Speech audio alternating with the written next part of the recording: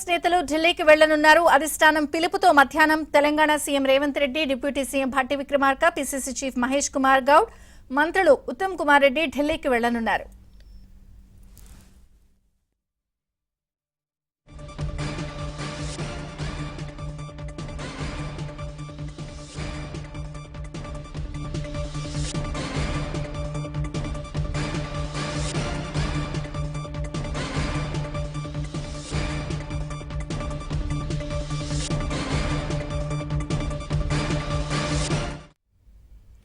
ఇక కేబినెట్ విస్తరణపై అధిష్టానంతో తెలంగాణ కాంగ్రెస్ నేతలు చర్చించనున్నారు.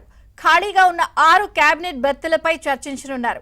సామాజిక సమీకరణాలు, గతంలో ఇచ్చిన హామీల మేరకు కేబినెట్ కూర్పు చేయాలని కోరనున్నట్లు తెలుస్తోంది.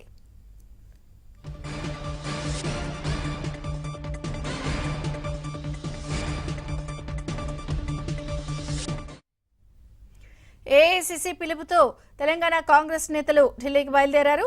మంత్రివర్గ విస్తరణపై చర్చిస్తారు. సో ఈరోజు సాయంత్రం కాంగ్రెస్ నేతలు బయలుదేరుతున్న నేపథ్యంలో ఎవరికి కేబినెట్లో చోటు లభిస్తుంది, బర్త్ ఎవరికి ఖాయమవుతుంది అన్నది ఉత్కంఠ కొనసాగుతోంది.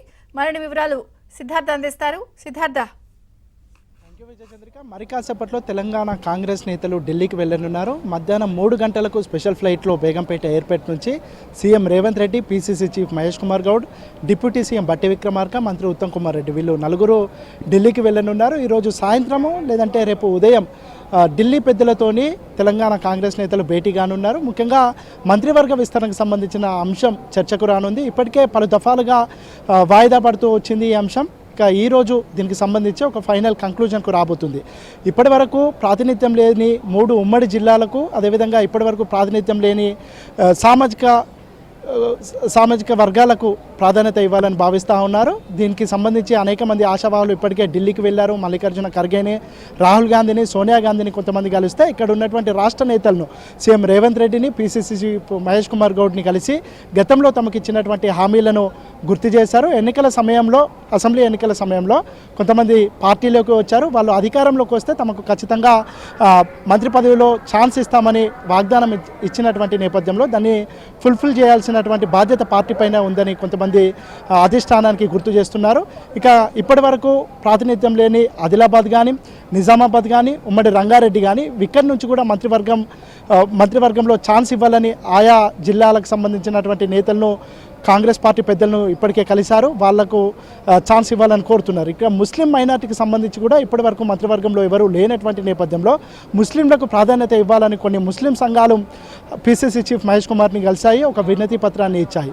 ఇక దీంతో పాటుగా బీసీ కులగణన చేసినటువంటి నేపథ్యంలో కొన్ని మెజారిటీ ఉన్నటువంటి కులాలు, మున్నూరు కాపు లాంటి కులాలకు ప్రాతినిధ్యం ఇవ్వాలని కొంతమంది ఆయా సంఘాలకు సంబంధించిన కుల సంఘాల నేతలు పీసీసీ చీఫ్ మహేష్ కుమార్ గౌడ్కి, సీఎం రేవంత్ రెడ్డికి ఒక వినతి పత్రం ఇచ్చారు. దీంతో ఒక షార్ట్ లిస్ట్ని అయితే కాంగ్రెస్ పార్టీ సిద్ధం చేసింది. ఆ షార్ట్ లిస్ట్లో వివేక్ వెంకటస్వామి, రాజగోపాల్ రెడ్డి వీళ్ళిద్దరి పేర్లు అందులో ఉన్నాయి. వీళ్ళిద్దరికి ప్రభుత్వం కాంగ్రెస్ పార్టీ అధికారంలోకి వస్తే వాళ్ళకు మంత్రివర్గంలో అవకాశం ఇస్తామని కాంగ్రెస్ పార్టీ చెప్పినటువంటి నేపథ్యంలో దానికి సంబంధించి వాళ్ళ పేర్లను ఖరారు చేశారు. ఇక దాంతోపాటు నిజామాబాద్కి సంబంధించి నిజామాబాద్లో సుదర్శన్ రెడ్డిని పేరు కూడా ఆ షార్ట్ లిస్ట్లో ఉంది. ఇటు ఆది శ్రీనివాస్, బీసీలకు సంబంధించి ఆది శ్రీనివాస్, మున్నూరు కాపు సామాజిక వర్గానికి సంబంధించినటువంటి నేత, ఆయన పేరు కూడా ఉంది. ఒకవేళ మాదిగలకు అవకాశం ఇస్తే అడ్లూరి లక్ష్మణ్కి అవకాశం ఇచ్చే ఛాన్స్ ఉంది. దాంతోపాటు ముస్లింల నుంచి అమీర్ అలీ ఖాన్ ఎమ్మెల్సీగా ఉన్నారు, ఆయనకు కూడా అవకాశం ఉండే ఛాన్స్ ఉంది. ఇట్లా కొన్ని పేర్లతోని షార్ట్ లిస్టును సిద్ధం చేశారు. దీనికి సంబంధించి ఈరోజు ఒక ఫ్రూట్ఫుల్ కంక్లూజన్కి వచ్చే అవకాశం ఉంది. అయితే దీన్ని ఇమ్మీడియట్గా అనౌన్స్ చేస్తారా లేదంటే ఉగాది సమయంలో అనౌన్స్ చేస్తారా అనేది తేలాల్సి ఉంది. ఇక దీంతోపాటు బీసీ కులగణన, ఎస్సీ వర్గీకరణ ఇవి చేసినటువంటి నేపథ్యంలో దీనికి ప్రజల నుంచి మంచి రెస్పాన్స్ వస్తుంది. ఇటు బీసీ కులగణనకు సంబంధించినటువంటి ఒక భారీ బహిరంగ సభ, ఎస్సీ వర్గీకరణ నేపథ్యంలో ఒక భారీ బహిరంగ సభ చేయాలని కాంగ్రెస్ భావిస్తుంది. దీనికి కాంగ్రెస్ పార్టీ అగ్రనాయకులైనటువంటి మల్లికార్జున ఖర్గే, రాహుల్ గాంధీ, ప్రియాంక గాంధీ వీలైతే సోనియా గాంధీ కూడా ఈ మీటింగ్కి వస్తే బాగుంటుందని కాంగ్రెస్ నేతలు భావిస్తున్నారు. దీనికి సంబంధించి కూడా వాళ్ళు ఎప్పుడు అందుబాటులో ఉంటారో దానికి సంబంధించినటువంటి తేదీలు కూడా ఖరారయ్యే అవకాశం ఉంది. మొత్తానికి ఎన్నో రోజులుగా ఎదురు చూస్తున్నటువంటి మంత్రివర్గ విస్తరణ ఒక కొలిక్కి వచ్చే అవకాశం అయితే స్పష్టంగా కనిపిస్తుంది. ఇటు పీసీసీ చీఫ్ మహేష్ కుమార్ గౌడ్, దాంతోపాటు మంత్రి ఉత్తమ్ కుమార్ రెడ్డి, డిప్యూటీ సీఎం బట్టి విక్రమార్క, సీఎం రేవంత్ రెడ్డి కాసేపట్లోని 3 గంటలకు బేగంపేట ఎయిర్పోర్ట్ నుంచి ఢిల్లీకి వెళ్ళనున్నారు. అంటే ప్రత్యేకించి సామాజిక సమీకరణాలను దృష్టిలో పెట్టుకుని విస్తరణ ఉంటుందా, లేకపోతే ఎవరికైనా పర్టికులర్గా ప్రామిస్ చేశారా కాబట్టి వారికే ఇచ్చే అవకాశం ఉందా? ఎట్లా ఉండొచ్చు కూర్పు? అయితే అసెంబ్లీ ఎన్నికల కంటే ముందు ఇటు రాజగోపాల్ రెడ్డికి కానీ వివేక్ వెంకటస్వామికి కానీ కాంగ్రెస్ పార్టీ ఒక అష్యూరెన్స్ అయితే ఇచ్చింది. అధికారంలోకి వస్తే ఖచ్చితంగా మంత్రివర్గంలోకి తీసుకుంటామని వాళ్ళకు అష్యూరెన్స్ ఇచ్చింది. ఆ అష్యూరెన్స్ని ఇప్పుడు ఫుల్ఫిల్ చేయాలని వాళ్ళు డిమాండ్ చేస్తూ ఉన్నారు. దాంతోపాటు ఇప్పుడు కొన్ని సామాజిక వర్గాలకు బీసీ కులగణన చేసినటువంటి నేపథ్యంలో కొన్ని మెజారిటీ కులాలకు సామాజిక వర్గాలకు ఇప్పటివరకు మంత్రివర్గంలో స్థానం లేదు, వాళ్లకు ఇవ్వాలనే అంశం పార్టీలో చర్చకు దారితీసింది. ఇట్లా సామాజిక సమీకరణాల వర్గయ, దాంతోపాటు ఇటు ఇప్పటి వరకు అవకాశం రానటువంటి ఉమ్మడి జిల్లాల వారీగా కొంతమంది పేర్లను ఫైనలైజ్ చేశారు, అంటే షార్ట్ లిస్ట్ చేశారు.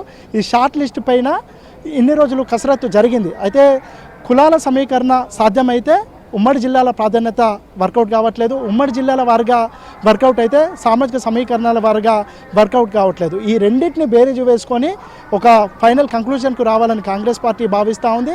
ఈ విషయంలోనే భిన్నాభిప్రాయాలు ఏర్పడి ఇన్ని రోజులు వాయిదా పడ్డటువంటి క్యాబినెట్ విస్తరణ, ఇటు తాజాగా ఎమ్మెల్సీలు కూడా రిక్రూట్ అయినటువంటి నేపథ్యంలో దీన్ని ఒక ఫుల్ స్టాప్ పెట్టాలని భావిస్తూ ఉంది. ఇప్పటికే 15 నెలలు దాటినటువంటి నేపథ్యంలో, దాంతోపాటు ఒక్కొక్క మంత్రి దగ్గర 2-3 శాఖలు ఉన్నటువంటి నేపథ్యంలో వాళ్ళు పనిచేయడానికి కూడా ఇబ్బంది అవుతున్నటువంటి నేపథ్యంలో దీనికి ఒక ఫుల్ స్టాప్ పెట్టాలని భావిస్తూ ఉన్నారు.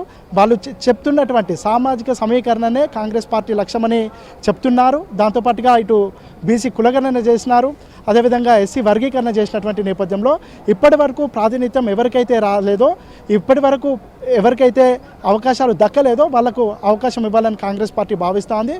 ఒకవేళ మంత్రివర్గంలో అవకాశం దక్కనటువంటి వాళ్లకు పార్టీ పరంగా ఉన్నత పొజిషన్లు కానీ కీ పొజిషన్స్ ఇవ్వాలని పార్టీ ఒక అంచనాకు వచ్చింది. ఒకవేళ మంత్రివర్గంలో పదవి ఆశించి భంగపడ్డటువంటి వాళ్లకు అగ్రనాయకులతో వాళ్ళను కాంప్రమైజ్ చేపించి వాళ్ళను బుజ్జగించే ప్రయత్నం చేయడానికి కూడా కసరత్తు నడుస్తూ ఉంది. ఒకవేళ మంత్రివర్గంలో అవకాశం వస్తుందని భావించినటువంటి వాళ్ళు ఎవరికైనా రాకపోతే వాళ్ళను పార్టీలో ఉన్నటువంటి కీ పొజిషన్స్ ఇవ్వాలని కాంగ్రెస్ పార్టీ ఒక నిర్ణయం తీసుకుంది. Okay, thank you Siddhartha.